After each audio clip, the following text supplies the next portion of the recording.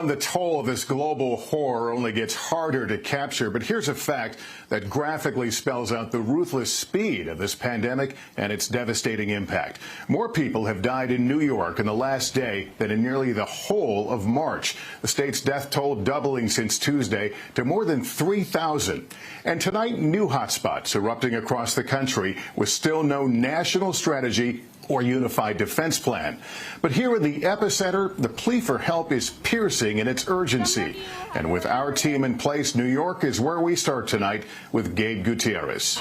This is the emergency room inside Maimonides Medical Center in Brooklyn. Doctors now call it a battle zone. Everyone that's in here today is here due to breathing problems, almost uniformly all from COVID. Tonight, growing anger from the nation's coronavirus epicenter. We are afraid for our patients, we are afraid for our families, we are afraid for our lives. At another hospital, these nurses are calling it a daily suicide mission with a lack of PPE, personal protective equipment. This is life or death. Every hospital in the state of New York and across the United States should have the supplies they need. Governor Andrew Cuomo has now signed an executive order allowing the state and the National Guard to take ventilators and PPE from hospitals that have too much and redistribute them to those who need it most. Am I willing to deploy the National Guard and inconvenience people for several hundred lives? You're damn right I am. The mayor is urging New Yorkers to cover their faces when going outside to keep them from spreading the virus to others. Now, an urgent scramble to find more critical hospital beds. With the massive Javits Convention Center changing course and now taking COVID-19 patients, there are mounting calls for the U.S. naval ship Comfort to do the same. So far, the 1,000-bed ship has treated only about 20 patients. Still, as the battle against the virus rages, there's a show of solidarity. Firefighters and EMTs cheering on their fellow soldiers, the overwhelmed doctors and nurses on the front lines, police officers delivering food. Probably the busiest I've ever had to work or ever seen the hospital. Dr. Joshua Davis works in an ICU.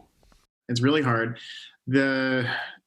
Being able to be physically with a patient and their family during their biggest time of need is something that makes it easier for me and for many people to have to give bad news. And so to have to do this over the phone or over Skype and things like that, without physical proximity is really difficult.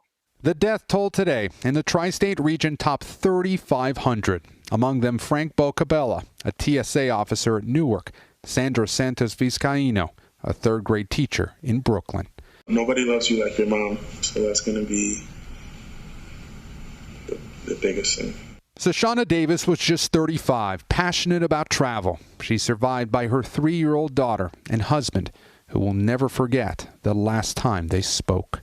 She squeezed my hand almost in a pattern that felt like she was saying, "I love you" back. So I knew that she'd at least heard me, and that somewhere inside she knew that. Governor Cuomo says that more than 20,000 out-of-state medical volunteers have signed up to help. But late today, an emergency alert rang on phones throughout New York, urgently asking for more. Lester? All right, Gabe, thank you. And tonight, a major shift in the guidance on how to protect yourself through all this. The CDC now saying people should use cloth face coverings when going outside. It comes as the virus rapidly spreads. Confirmed cases in this country now surpassing 250,000, with 7,000 dead. Here's Miguel Almaguer. Amid scenes like these across the country, tonight the Coronavirus Task Force is now asking all Americans to voluntarily wear non-medical face coverings while out in public, the bold step announced by the president a short time ago. They can be either purchased online or simply made at home. These face coverings can be easily washed or reused. I want to emphasize that the CDC is not recommending the use of medical-grade or surgical-grade masks. The new layer of protection is no substitute for social distancing, but it comes after the CDC added talking to its list of how the coronavirus spreads person to person, as some funeral homes and cemeteries struggle to keep pace with the skyrocketing number of fatalities. Tonight, there is growing concern over exploding hotspots. In states like Michigan, Massachusetts, Louisiana, and New Jersey, tens of thousands of new cases are flooding emergency rooms. It's very hard hard because, my brother, he died alone. In hard-hit South Florida, 34-year-old Brandon Robinson went to the hospital and never came home. We couldn't see him at the hospital, and we found out just by calling in that, he had passed. With the National Guard in states like Montana taking the temperature of arriving passengers at airports and train stations, there is a stronger push for all states to implement stay-at-home orders. For Nebraska, this is the right plan. But several governors, like Nebraska's, are refusing to do so. In states like Arizona and Florida, golf courses are still considered essential services, while in Texas, churches can keep their doors open. But in Dallas, the sheriff shut down the Hobby Lobby before the national chain agreed to close all stores by tonight. It's a slap in the face to the businesses that are following this order that a few outliers are putting the community in danger. As Michigan gets set to fine residents $1,000 for failing to comply with social distancing orders. This coronavirus is for real. In Detroit, bus driver Jason Hargrove warned of passengers not covering their mouths when coughing. After contracting the virus, Hargrove is now among the heartbreaking list of public servants who died while likely becoming infected on the job. In Southern California today, a second procession in as many days after 2 deputies passed away after contracting the virus. The families of those taking the greatest risk for public good, often paying the highest toll. But tonight, there are also stories of inspiration.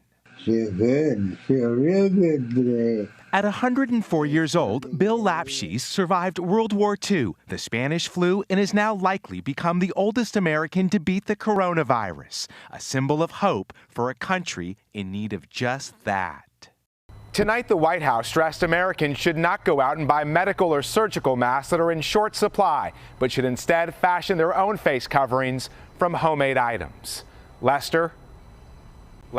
All right, Miguel, thanks very much. The Navy says at least 137 sailors aboard the aircraft carrier USS Theodore Roosevelt have tested positive amid growing criticism over the firing of the ship's captain, who pleaded for help to stop the outbreak. NBC's Courtney Cuby on the extraordinary scene as the captain left his ship. The Navy may have fired Captain Brett Crozier, but his sailors would not let him go quietly. Chanting his name, sailors swarmed to say goodbye to Crozier, who sounded the alarm about a growing coronavirus outbreak on board the USS Theodore Roosevelt. Before departing, Crozier turned to wave farewell. Earlier this week, he begged Navy leaders to help the ship's crew in a letter first reported by the San Francisco Chronicle. "We are not at war," he wrote. "Sailors do not need to die." Acting Navy Secretary Thomas Modly says Crozier sent the letter to multiple people on an unclassified server rather than going directly to his leadership. To me, that demonstrated extremely poor judgment in the middle of a crisis. Because what it's done, it's created a firestorm. But critics say Crozier was dismissed for speaking out and trying to protect his sailors. The administration is not going to be able to fire their way out of this problem. In a statement to NBC News, a group of sailors on board the aircraft carrier agreed, saying Secretary Modly has turned a military crisis operation into a political reprisal, adding that Captain Crozier has the full faith and confidence of this crew. In an interview today, Acting Secretary Modly called firing Crozier the hardest thing he's ever had to do. Lester? All right. Courtney, thank you. There was new evidence today of the alarming toll on the American workforce as businesses cut more jobs last month than any time since the Great Recession. Here's Jolene Kent with that. Tonight, the economic crisis is spiraling. After 10 years of consistent job growth, the U.S. lost more than 700,000 jobs in March. Jonathan Bauer and his wife Alicia lost their restaurant jobs in rural Idaho. That's our month-to-month, week-to-week, how we pay our expenses and how we live our lives. Unemployment rising to 4.4%, the biggest month-to-month uptick since 1975. But that doesn't capture the full magnitude of this crisis. The survey for the March jobs report was taken from the 8th to the 14th. It wasn't until the 19th that these statewide stay-at-home orders started going into effect, shutting down cities and towns across the country, and before scores of companies began layoffs. Now we're seeing the unemployment rate go up rapidly overnight. The underlying unemployment rate today is probably already 10%, if not higher. Pierce Fleming had already laid off most of his workers at Common House Ale Works in South Carolina, now only offering takeout. We've seen a 92% drop. He has a loan payment due tomorrow and is paying his remaining employees out of his own pocket. To survive financially, Fleming needs help from the new federal Paycheck Protection Program. If we do not get something deferring that loan payment, I will have to have some really tough decisions about what we need to do to continue to shed costs to try and keep the business. Two of Fleming's banks tell him they weren't ready to open applications when the program launched today, despite assurances from the Treasury Department on the eve of the launch. As I spoke to all the CEOs yesterday, I've been assured that the banks will be in the process starting tomorrow. The aid program getting off to a chaotic start for the businesses and the banks. The lenders didn't get the rules from the Treasury Department until last night. That's why so many of the banks couldn't participate today. Everyone has the best of intentions, but this is $350 billion up for grabs. It takes some time. Late today, the White House says $3.5 billion of small business loans have been processed so far. Hey, NBC News viewers, thanks for checking out our YouTube channel. Subscribe by clicking on that button down here and click on any of the videos over here to watch the latest interviews, show highlights, and digital exclusives. Thanks for watching.